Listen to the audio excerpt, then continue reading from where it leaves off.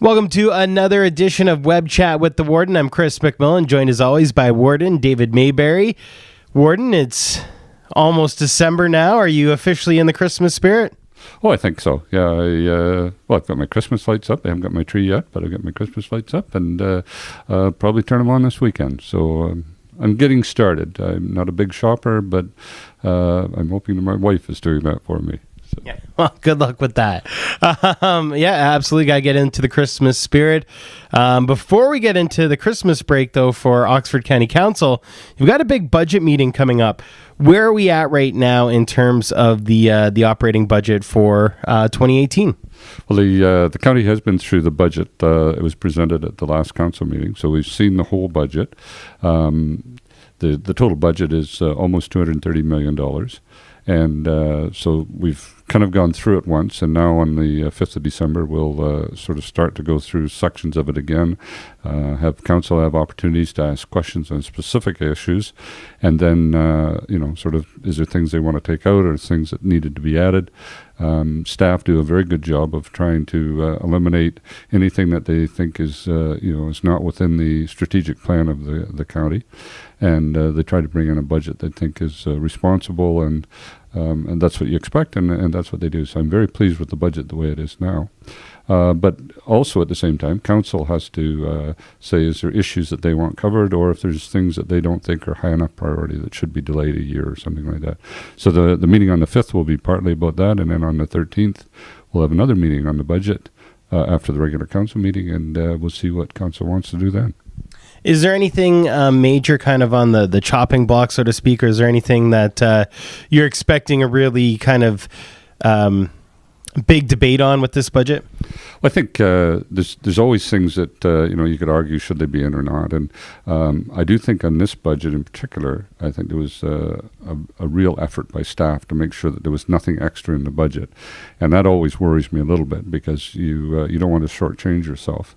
I think the one of the issues for debate, and I think will be debated by council, is the number of new staff positions that are being created by this budget. And we have a staff of about 650 or so full-time people. The budget is suggesting that we add 11 new staff people. Some of these staff people are around increasing services, so there's a couple of staff people for the ambulance service, and we realize as the population ages, we need more people driving ambulances for us. We need to extend the hours of the ambulance service, particularly in Tillsonburg. So there's a couple of people added there. We also know that at our Woodingford lodges, the status of the health status of the people there seems to each year get a little more difficult, and so we need to, or the request there is for a little over 3 full-time positions to be created to help provide the kind of service to take care of the needs of the people at Woodingford Lodge. A couple of positions in the accounting department, the province mandating asset management plans, that sort of stuff. So you need somebody to kind of work on that and monitor that. And so I think overall, but council's always worried about adding more positions because that's more money. And once you've added them, it seems like you've got them. And it's sometimes difficult to cut back in the future. So I think I would guess that will be one of the issues that our council will spend a bit of time debating. What's the overall impact on taxes right now? And that's kind of the one number everyone always looks at the end of the budget. And knowing that number is subject to change because we're still in the kind of early talks of the budget. Sure. I would hate to give you an exact number, but if you look at the increase in taxes or the increase in spending that would come from taxes, it's probably in that 2 to 3%.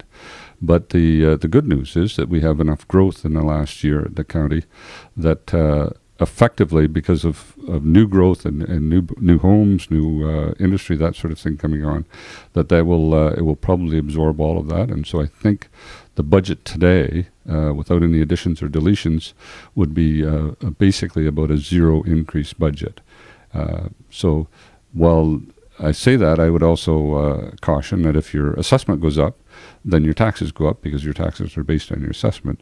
But for the county, the growth will have taken care of any of the increase in inflation or in cost of new services, just because of the growth that we're having in Oxford, and that's good news. It brings some challenges, but it's good news for the taxpayers of today.